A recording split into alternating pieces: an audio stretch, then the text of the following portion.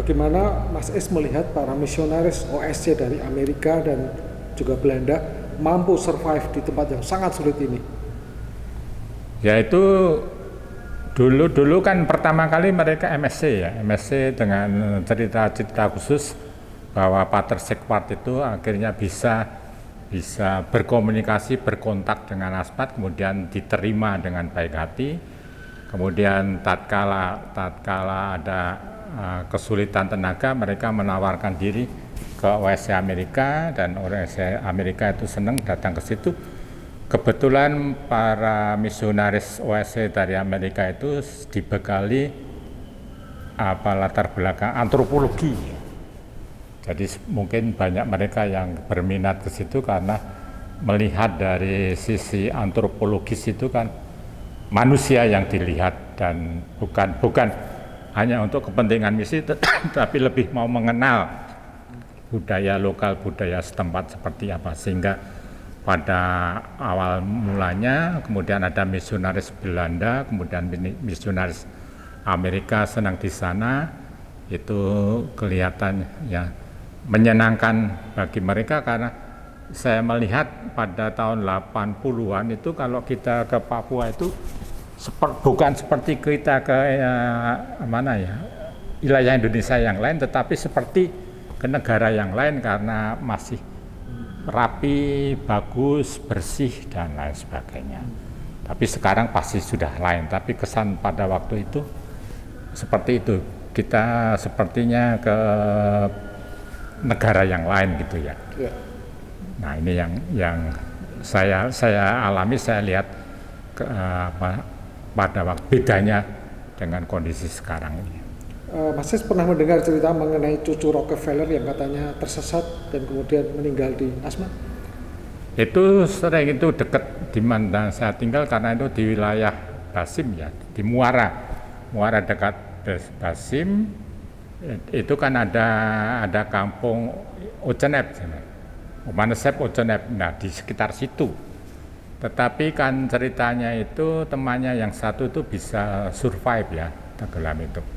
Nah ceritanya itu macam-macam, ada yang bilang itu dibunuh oleh masyarakat setempat dan sebagainya. Tetapi kita hampir memastikan bahwa Rockefeller itu tidak dibunuh oleh orang Asmat ya, karena kondisi yang di Muara situ saya tahu itu banyak ikan hiu yang kemungkinan itu sangat ganas dan sebagainya. Nah, biasanya di situ itu dulu banyak orang-orang Makassar yang menangkap ikan-ikan hiu. Kemungkinan pada waktu mungkin dia berenang kemudian samber ikan hiu, kita tidak tahu. Tetapi hampir pasti tidak mungkin dibunuh oleh orang Asmat sebagaimana cerita-cerita yang saya dulu pernah juga diminta supaya menulis cerita fiktif seperti itu supaya menarik. Saya bilang bukan fakta saya sebagai antropolog tidak mungkin bicara bohong-bohong seperti itu, tapi fakta yang saya kenal di daerah situ memang ya laut yang bukan laut, muara yang luas itu banyak ikan yang ganas ya. Bukan hanya hiu saja, kayak pirahan ya, kecil yang itu kan buas untuk menggigit dan manusia. Itu cucu Rockefeller kesana dalam rangka apa? Bulan atau? Mungkin pada waktu itu liburan atau apa ya, saya lupa persis, tapi ada catatan-catatan. Ini kan Mike Rockefeller itu kan tahu bahwa di situ banyak misionaris Amerika ya. Mungkin karena ada Amerika di situ, kemudian mereka mau jalan-jalan di sana dan sebagainya. Bisa jadi mungkin, atau sudah saling mengenal dengan misionaris itu sana. Jadi pasti sudah ada kontak dengan mereka ini, karena kita tahu bahwa transportasi ataupun komunikasi pada waktu kejadian itu kan terbatas ya. Tapi ya sudah, apa yang terjadi seperti itu, dan ya di dunia internasional terkenal bahwa cucu Ray Rockefeller itu meninggal di situ. Tahun berapa itu, Mas? Saya lupa persis dalam catatan sejarah itu, tapi kalau nggak salah tahun 65 atau 67, saya kurang tahu persis, tetapi ada catatan-catatan khusus bagaimana pada waktu itu kejadian seperti itu. Menurut Mas Islam ada di Agats, bagaimana seorang Monsinyur Soweda dari Amerika mampu menarik hati, memikat hati orang-orang Asmat? Itu tadi saya katakan ya, mereka itu baik Monsinyur, para misionaris Amerika itu kan dibekali pengetahuan tentang antropologi. Bahkan mereka kalau nggak salah ya sudah menjadi gelar antropolog dalam tanda kutip, walau mungkin belajar 2 tahun 1 tahun antropologi. Nah, dari situ kalau orang belajar antropologi itu kan lebih diajak untuk mau berkontak dengan manusia dimanapun dan siapapun dengan cara apapun, terutama dengan budaya. Nah, mereka ini dengan latar belakang itu agaknya memudahkan komunikasi. Bukan hanya itu saja, mereka juga mulai belajar bahasa lokal. Ada beberapa bahasa lokal, walau kalau kita selidiki dan kita lihat, seperti yang pernah saya pernah menulis buku tentang Asmat itu, bahwa di situ ada 4 dialek besar di sub Asmat itu, Asmat Group, tetapi dengan cara bahwa komunikasi mereka dengan masyarakat itu gampang, mudah karena menggunakan bahasa sehingga diterima. Bukan hanya itu saja, mereka kan para misionaris itu kadang-kadang datang ke tempat itu diterima oleh kepala suku, kepala kampung, dan dianggap sebagai anak angkat ya. Ada upacara seperti adopsi gitu.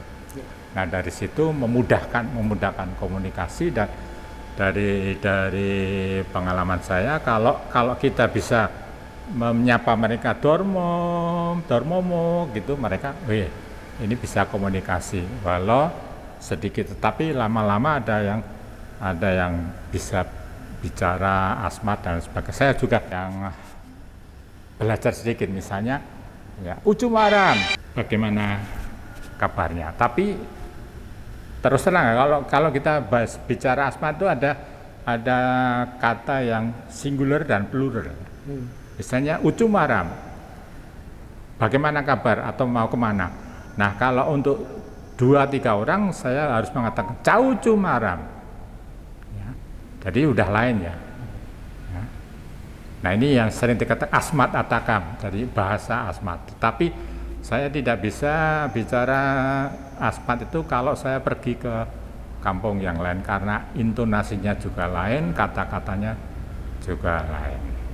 Tapi di tempat di mana saya pernah tinggal itu, ya kita berusaha menggunakan kata-kata Asmat walau sedikit. Misalnya bare ini maro, ya sudah selesai.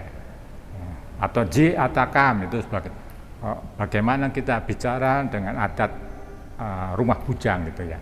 Karena rumah bujang sebagai representasi musyawarah adat, kalau dikatakan J Atakam, pembicaraan di J itu dianggap bahwa ini musyawarah yang sudah disepakati dan sebagainya. Jadi itu menolong sebenarnya, kalau mereka atau para misionaris itu memang belajar bahasa lokal, dan sedikit-sedikit ya lama-lama mereka diterima dan sebagainya itu. Ada berapa sub etnis di Agats sebenarnya? Di Agats itu sebenarnya ada kelompok 4 besar ya.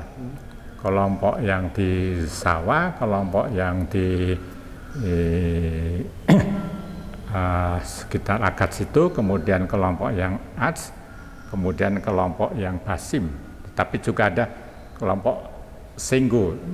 Memang kadang-kadang dibagi ke dalam 5 kelompok, dan ini yang kadang-kadang menyulitkan untuk melihat gramatika bahasanya ya. Jadi antar mereka ngomongnya pakai bahasa apa Mas? Antar mereka memang bisa ya.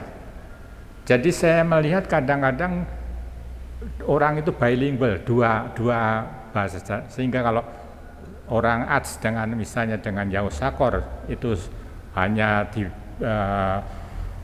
perbedaan satu sungai itu bahasanya sudah lain, tetapi yang ini juga bisa mengerti. Oh ini Asmat Yausakor dan sebagainya. Sehingga saya memahami bahwa orang-orang Asmat sendiri bisa mengenal bukan satu bahasa ibunya, tetapi bahasa tetangga.